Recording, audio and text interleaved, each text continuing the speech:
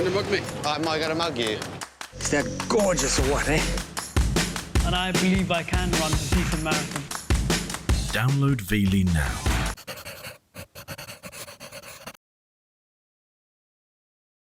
We've done the lipstick on a pig renovation, but it's time to do the serious renovation now.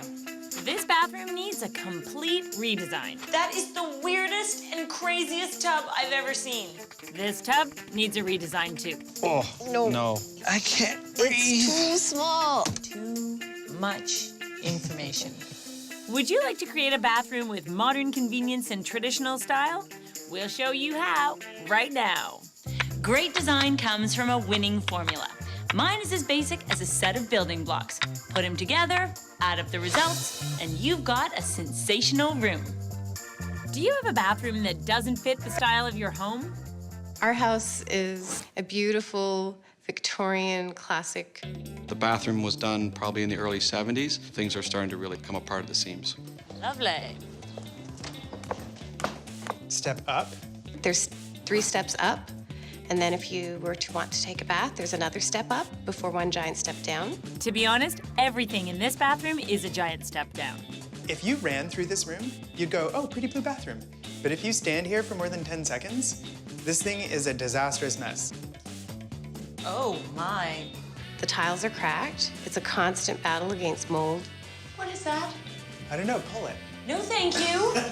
So, shower stall needs to be ripped out. Uh-huh. Toilet and bidet. Oh my goodness, look at that tub. That is the weirdest and craziest tub I've ever seen. It's about 3.5 feet long on the bottom, but yet it's in an 8 by 10 foot surround or something. It takes up half the bathroom. We absolutely need a big sunken tub that we can soak in. Sounds like we need a tub for 2. Fun at one end of the tub because I've got the faucet in my back. That's not the worst part. What you're not supposed to be able to do is stand in the tub In the water. and hold on to a light fixture. Did you notice the floor? Yeah. That's painted plywood. I actually bet that this was done in order to get a sunken tub. They've They elevated. raised the whole floor. I bet you anything. I would say it's not too soon to renovate this bathroom. I would say It's not too it soon. is not too soon. We need to call a contractor. Thank you. Right away. There's nothing else I can do here at this point. Goodbye. So here's our brief. First, it needs to be completely gutted and redesigned. It needs a tub for 2, and the style should be appropriate for a classic Victorian home. The thing about Victorian is it was about decorative beauty, Yes, right? exactly. It's not about streamlined minimalism. It's about celebrating a little bit more is more. It was something of an opulent period of time. It was the Industrial Revolution. It was when Right. people had a lot of money to spend on their homes. What does that mean for us? Some beautiful, detailed tile work. I totally agree with that, but I also see a lot of porcelain. I don't think it's Right. all marble. That house has a very sunny and light disposition. It does. That bathroom can't suddenly go dark. What I see is like light, soft, and fluffy, like a cloud. I see that too. All right, cue the hammers. Demo. These guys have moved so fast today, I'm not sure that I'm dressed for this. You're Oh, not. no, I'm not. You're totally not. You were right that this was built up, but it looks to me like it wasn't just built up for the tub. No, all of the plumbing and all of the vents and the HVAC and everything was under this floor. So this is a Victorian. The house runs front to back. Correct. And that almost always means that the joists run side to to side. side. Correct. Which means that to get this plumbing through the floor Yeah. would mean cutting out all of the joists, at which point you marginalize the structure of the house. So that's a no-go. Okay. Plus, downstairs is finished. Beautiful dining room, finished ceiling, lovely chandelier hanging right beneath us. That means the only place this plumbing can go is where it is now. Could we have a much, much lower platform? I could live with a single step up just inside the door. Okay, Could you? I could. Looking on the bright side, You're really able to do that right now? I'm gonna try. You're good. Okay, looking on the bright side, it feels really spacious now that that shower stall is gone. It is incredible how much that opens up. And now that we've got all this space, we've got to figure out how to use it. Our biggest challenge in this bathroom is going to be the size. Our benefit is the size, but our challenge is also the size. Because of budget. Because of budget. It's a huge space to fill. Do you guys like any of these plans that we've come up with? I like this one because I like the symmetrical placement of the vanities. It's a busy space because we're crowded over one sink. So we need 2 sinks, but I figure we're gonna spend at least $1,000 more to do the individual sinks instead of doing the double sink. A separate water closet always costs more money, but here we can create the illusion of a water closet by hiding the toilet behind the shower stall. If you're space challenged, you have no options, right? Everything goes against the walls, Yep. jam it all in. But we've got this situation where we've got space, and I like the fact that you're saying, if we've got space, why does everything have to go to the walls? I've wanted to do a bathtub in the center of a bathroom for a really long time. The trick is, you very rarely are presented with a room that has enough floor space that you could float the bathtub. They want a fabulous tub for 2. Right. So let's make it what you see the second you walk in, and I think it could be beautiful. Okay, now we need to find what's going in this bathroom. Okay? Still a lot of work to do. This house is from the Victorian era, but this bathroom is from the ugly era. I would say it's not too soon to renovate this bathroom. First, we came up with a better floor plan. Now we need to find what's going in this bathroom. And one of those things is a brand new bathtub.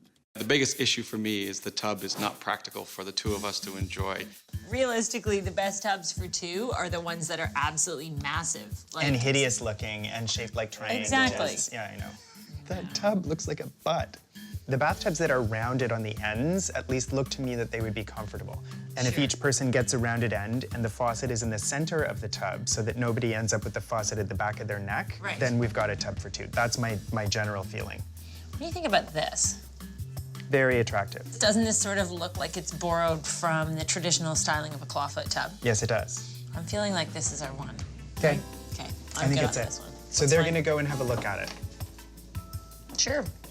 You have to make sure that they both fit in it at the same time. This is so awkward. Whatever. There's always something awkward in every bathroom renovation what? with every client. You know what the recurring theme of bathrooms is? Too much information. Oh, No. no. I can't It's too small. Ah, this one's beautiful. Yeah, I like the shape of it. Oh my Lord, look at that. It's perfect. David, I love it. Yeah. Love It's not too it. high. Yeah. There's enough room for 3 in here. I mean, no, there's... For the rubber ducky. The rubber ducky, that's what I meant. Yeah. Yay. That's good. But before we can put in that tub, we've got to frame the new floor. Happily, we can fit all our plumbing in with just 1 step up. We're using plywood in the new bathroom, but this time it's going to be the subfloor. That's some progress. I'll say, soaring ceilings. How do you feel about clearance? I feel like there's tons of room here. I love the fact that when you come here up this little step and you see these great layers, like first the incredible sculptural tub, then beyond that, the beautiful hardware and tub filler that comes afterwards, and then beyond that, whatever the piece of furniture is on the back wall. You get this beautiful layered effect, and guess what? You don't see when you come in here. The grabber. That's what I don't like about bathrooms. When the doors open and you see a toilet, I'm sorry, but that's not the pièce de résistance. That's the pièce de poo-poo. So this is lovely. Okay. Now, how about some tile? It's a Victorian home, so we're thinking porcelain will be a good fit. This is what they call an ice cream parlor floor. It's very traditional and in keeping with the style of the house. It comes in a sheet, but these little black pieces come in separate sheets. So it's actually quite customizable. This is ceramic. It's $5.95 a square foot. This is another version of that ice cream parlor-esque floor. The only thing is it's Carrera, so it's $20 a square foot.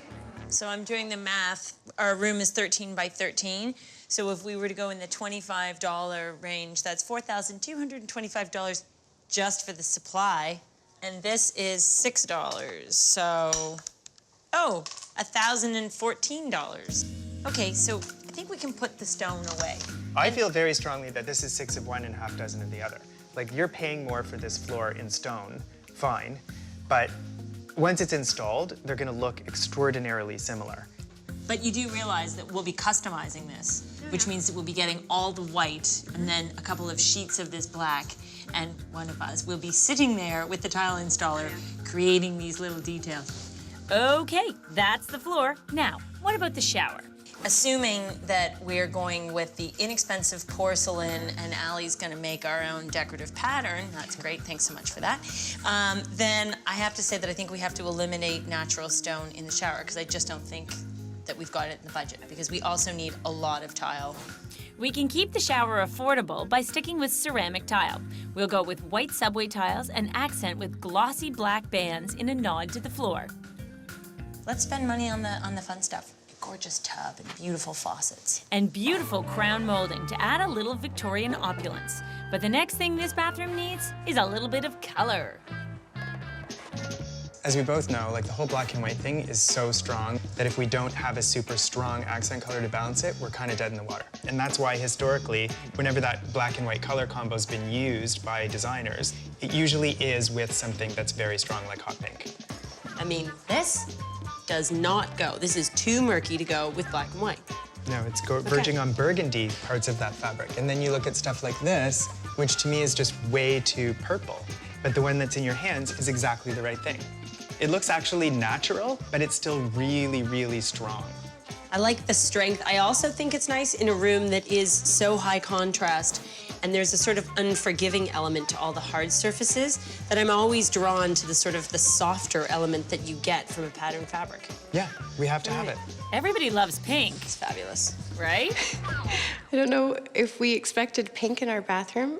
Is that like a trick one or is that a real one? Pink's not a joke. Pink is a beautiful color. For me, pink in any room in our house would be really quite shocking. It's kind of a love it or hate it color. I don't want pink curtains, no. I would like cream or white curtains, or maybe a soft pale blue. I don't really know how a designer walks into a blue bathroom and says, I'm gonna totally make over this bathroom and it's gonna be blue. I mean, that's just us not doing our job. I'm a girl that wears black all the time and gray. You dress yourself entirely in a black and white suit. You're classic, you're timeless, you're elegant, you're fabulous, and then a hit of lipstick, a scarf, and that's when you've got style. So will they be tickled pink? Or will we get the pink slip? Caroline hates her old bathroom. This thing is a disastrous mess. She likes the new tub we picked. David, I love it. Likes the tiles we picked. Those kinds of tiles are very traditional in a Victorian home. I love black and white.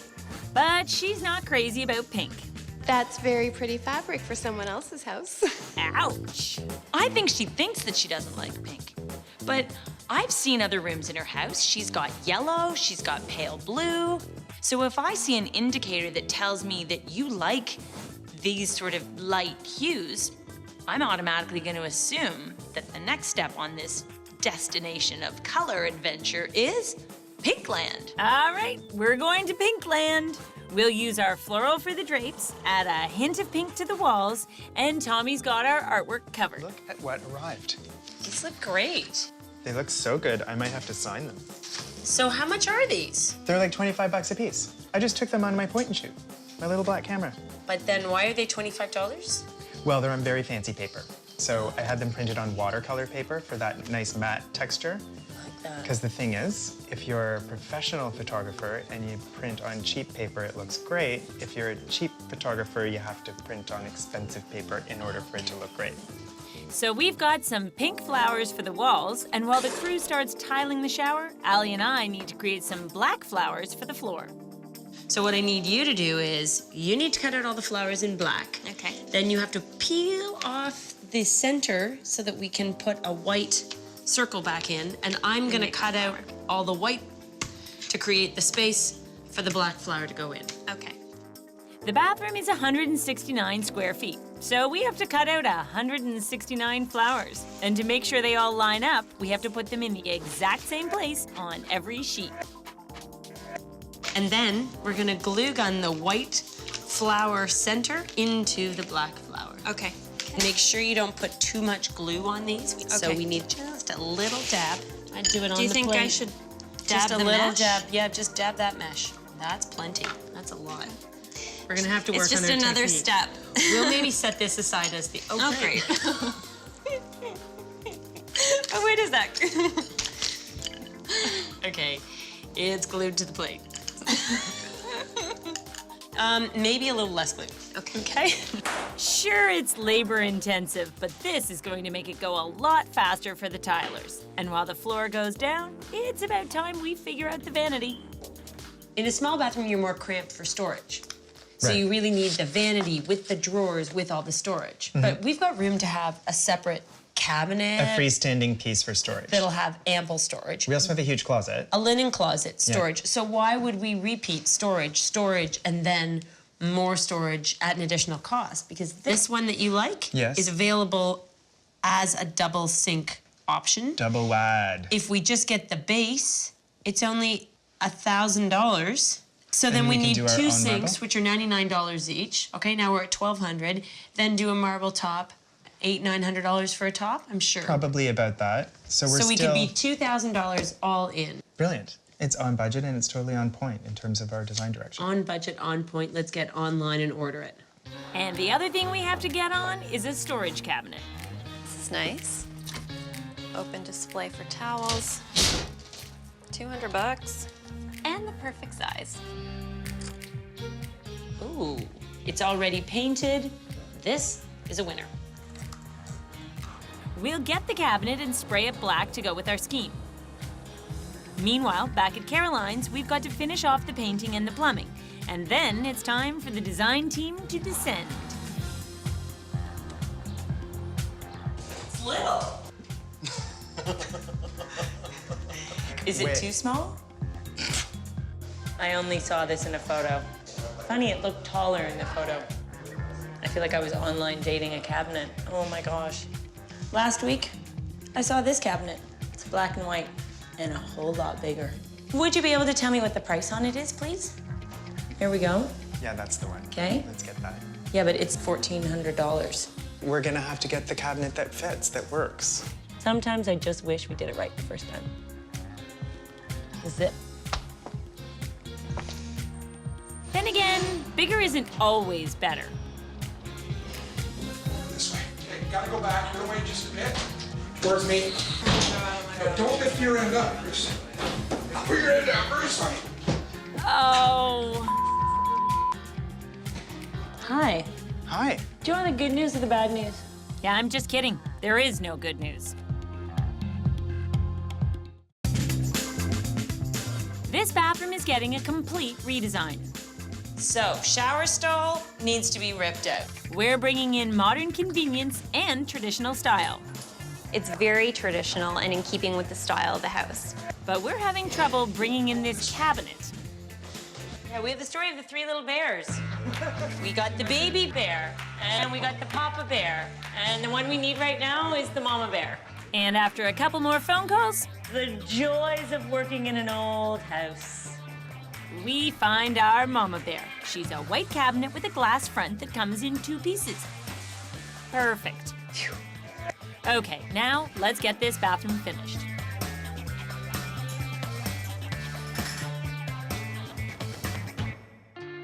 This isn't your everyday, bland, boring wallflower of a bathroom. From the placement of the bathtub to the selection of the vanity to the final touch, which was a bright, bold hit of pink. This bathroom is the kind of space that I would design for myself in my own home. It really is an impressive bathroom the way it was finished. Sarah and Tommy did a great job maintaining the Victorian character of the house in that bathroom. It never makes sense to put a really contemporary bathroom in a traditional home. What we've done in this bathroom is bring together the best of new plumbing fixtures and modern design with the classical, traditional elements of a bathroom. We added plaster crown molding. We did a tile scheme that's very retro. Mix in some antique furniture, some beautiful luxurious fabrics, and you've got a really great mix. The bathtub is big enough we can do laps in it. Our clients love to take baths, and if that's the agenda, why not put the tub somewhere in the middle of the room so you can soak, luxuriate, and take it all in?